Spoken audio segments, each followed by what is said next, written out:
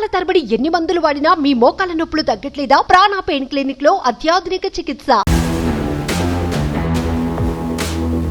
Phone ఈ వస్తువుకు బానిస కాని వాళ్ళు ఉండరంటే అతిశయోక్తి లేదు. ప్రస్తుత కాలంలో ప్రతి ఒక్కరి చేతిలో ఫోన్ కామన్ అయిపోయింది కదా. కొందరైతే ఫోన్ను తమ శరీరంలో భాగంలా ఫీల్ అయిపోతున్నారు. అయితే ఈ ఫోన్ వల్ల ఎన్ని లాభాలున్నాయో అదే రీతిలో నష్టాలు కూడా ఉన్నాయి. పరధ్యానంలో పడిపోయిన ఓ వ్యక్తి ఫోన్ వల్ల ప్రాణాలు పోగొట్టుకున్నాడు.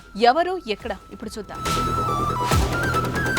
ఖమ్మం పట్టణంలోని కాల్వ ఒడ్డునున్న హనుమాన్ గుడి సమీపంలో దోనెపూడి మహేష్ బాబు ఆదివారం రాత్రి ఆయన ఇంట్లో పెంపుడు కుక్కకు స్నానం చేయించేందుకు వేడి నీళ్ల కోసం హీటర్ ఆన్ చేయిపోయాడు.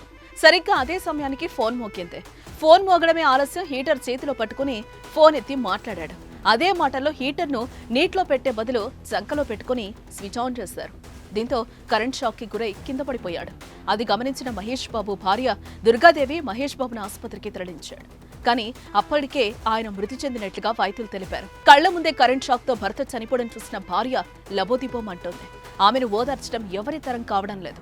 కేసు నమోదు చేసుకున్న పోలీసులు దర్యాప్తు జరుపుతున్నారు. అయితే పెంపుడు కుక్క స్నానం కోసం హీటర్ తో నీళ్లు వేడి చేయబోయి సంకలో హీటర్ పెట్టుకుని వ్యక్తి చనిపోయిన ఘటన ఇప్పుడు తెలుగు రాష్ట్రాల్లో చర్చనీయాంశమైంది. ఏదేమైనా ఫోన్ ప్రాణం తీయడం బాధాకరమనే చెప్పాలి. దీనిపై మీరేమంటారో కామెంట్ రూపంలో తెలియజేయండి.